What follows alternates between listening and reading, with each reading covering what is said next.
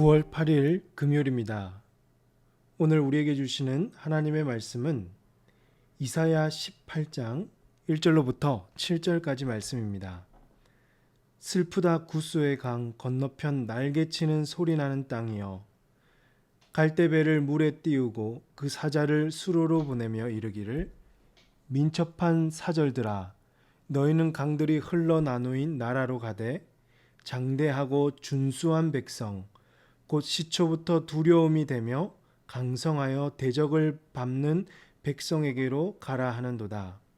세상의 모든 거민, 지상에 사는 너희여, 산들 위에 기치를 세우거든 너희는 보고 나팔을 불거든 너희는 들을지니라. 여호와께서 내게 이르시되, 내가 나의 처소에서 조용히 감찰함이 쬐이는 일광 같고 가을 더위에 운무 같도다. 추수하기 전에 꽃이 떨어지고 포도가 맺혀 익어갈 때에 내가 낫으로 그 연한 가지를 베며 퍼진 가지를 찍어버려서 산의 독수리들과 땅의 들짐승들에게 던져주리니, 산의 독수리들이 그것으로 여름을 지내며 땅의 들짐승들이 다 그것으로 겨울을 지내리라 하셨습니다. 그때 강들이 흘러 나누인 나라의 장대하고 준수한 백성 곧 시초부터 두려움이 되며 강성하여 대적을 밟는 백성이 만군의 여호와께 드릴 예물을 가지고 만군의 여호와의 이름을 두신 곳 시온산에 이르리라. 아멘.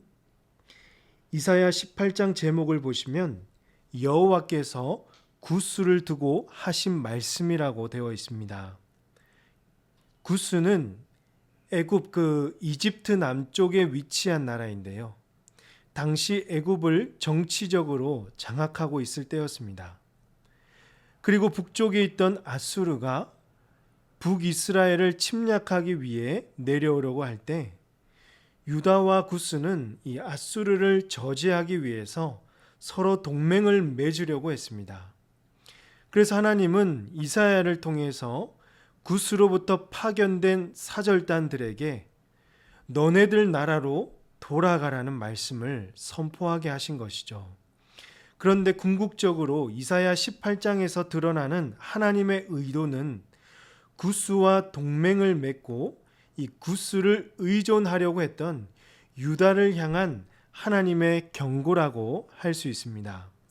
하나님을 의지하지 않고 당시 이방 나라와 손을 잡으려고 했던 유다를 책망하시는 말씀입니다. 그러면 본문을 차례대로 살펴보겠습니다. 1절에서 슬프다 구스의 강 건너편 날개치는 소리나는 땅이여 라고 했는데요. 날개치는 소리나는 땅은 구스 땅이 벌레가 서식하기에 적합한 습지가 많아서 생긴 표현일 수도 있는데, 이 슬프다로 시작되는 이 구절의 문맥상으로는 구스를 낮추어 보는 평가절하의 말씀이라고 볼 수 있습니다. 또 2절을 보시면 이사야 선지자가 지금 구스의 사절단들에게 지금 말하고 있는데요.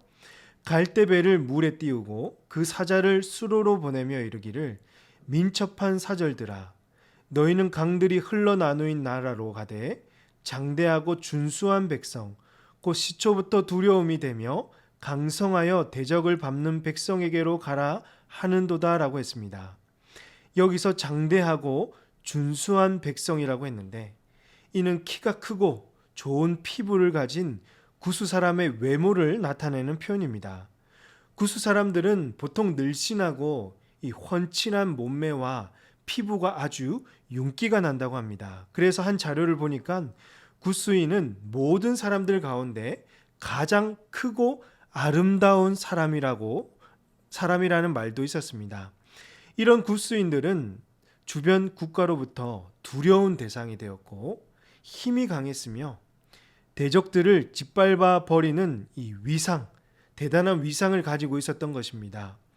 이사야 선지자는 이런 사절단에게 갈대배를 타고 민첩하게 이곳으로 왔는데 다시 이제는 민첩하게 너네 나라로 돌아갈 것을 명하고 있는 것이죠. 선지자는 이 3절에서 또 말하기를, 하나님께서 구스에게 행하실 일을 세상의 모든 거민, 지상에 사는 모든 사람들이 알 수 있도록 공적인 표시를 하게 하시겠다는 말씀인데요. 산들 위에 기치를 세우고 나팔을 부는 행위가 바로 이 공적 표시가 되는 것입니다. 하나님은 멀리서도 많은 사람들이 보고 들을 수 있도록 기치를 세우고 나팔을 불어서 모든 사람에게 구스에 대한 하나님의 일을 알려주실 거라는 뜻입니다. 그렇지만 이사야가 전하는 이때는 하나님의 때가 아니기 때문에 하나님은 어떻게 한다고 말씀하시죠? 4절에서 여호와께서 내게 이르시되 내가 나의 처소에서 조용히 감찰함이 쬐이는 일광 같고 가을 더위는 운무 같도다라고 합니다. 즉 바로 하나님께서 침묵하고 계신다는 거죠. 하나님의 때를 기다리고 계십니다. 유다와 구스가 아무도 모르게 동맹을 맺고 타협을 했을지 모르지만 하나님은 이를 다 지켜보고 계시고 때가 되면 반드시 개입하셔서 역사하실 것입니다. 그러니까 하나님께서 침묵하신다고 무능하신 것도 아니며 어떻게든 하나님을 속이려는 행동은 아주 어리석고 미련한 짓입니다. 또 이제 5절과 6절은요. 구스 땅을 향한 하나님의 심판을 그려주고 있는데요. 하나님은 침묵하고 기다리고 계시다가 때가 무르익어서 꽃이 떨어지고 포도가 맺혀 익어갈 때쯤에는 내가 곧 하나님께서 낫으로 그 연한 가지를 베어버리고 퍼진 가지를 찍어버리겠다는 것입니다. 또 6절에서 잘린 싹과 가지를 산의 독수리들과 땅의 들짐승들에게 던져 주어서 이 사나운 적들의 먹이가 되게 하신다는 것이죠.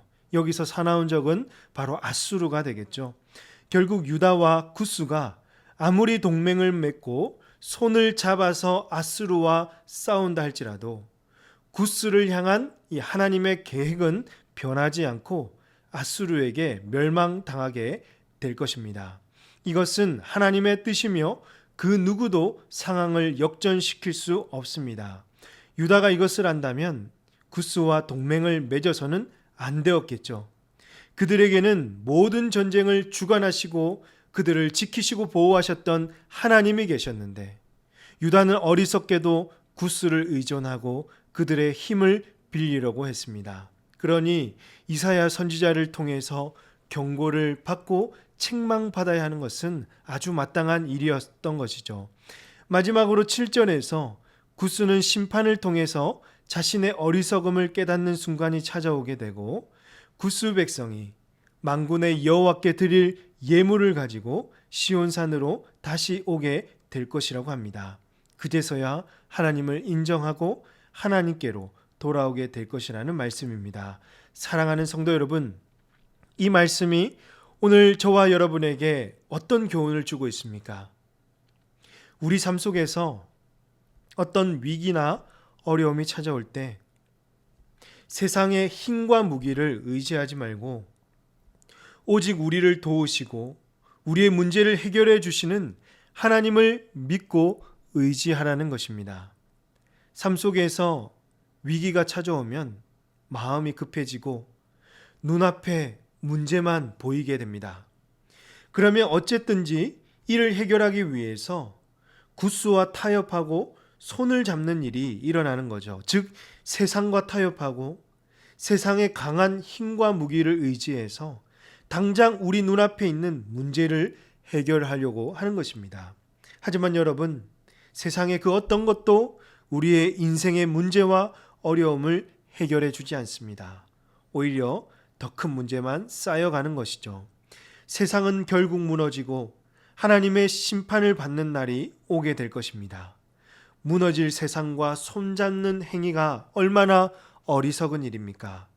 그러므로 아무런 소망이 없는 세상과 손잡지 말고 마음을 거기에 두지 말고 오직 하나님을 의지하고 하나님을 신뢰하는 저와 여러분이 되시기 바랍니다. 그리고 내가 어려울 때 하나님이 침묵하고 계신다면, 아무런 제스처가 없으면 답답하고 하나님이 의심이 되는 경우들도 있겠지만, 사랑하는 성도 여러분, 결코 서두르지 마시고 하나님의 때를 기다리십시오. 때가 되시면 하나님께서 개입하셔서 모든 일을 통치하시고 역사에 나가실 것입니다.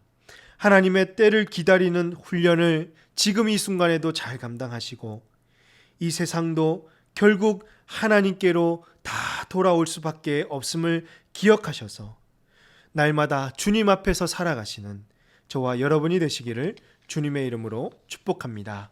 기도하겠습니다. 하나님 아버지, 이 새벽에도 말씀 듣게 하시고 하나님을 의지하게 하시니 감사합니다. 인생 중에 찾아오는 모든 어려움 속에도 세상을 의지하거나 아무 소망 없는 세상과 타협하지 말고 영원하시고 모든 문제를 해결해 주시는 하나님을 의지하게 하여 주시옵소서. 앞으로도 하나님의 때를 기다리는 훈련을 잘 감당하게 하시고 끝내는 승리하실 하나님의 역사하심을 보게 하여 주시옵소서. 이 모든 말씀을 우리 구주 예수님의 이름으로 기도하옵나이다. 아멘. 오늘 말씀을 기억하시며 기도하시고 주간 기도 제목을 따라서 모든 소그룹 모임을 위해서 기도하겠습니다.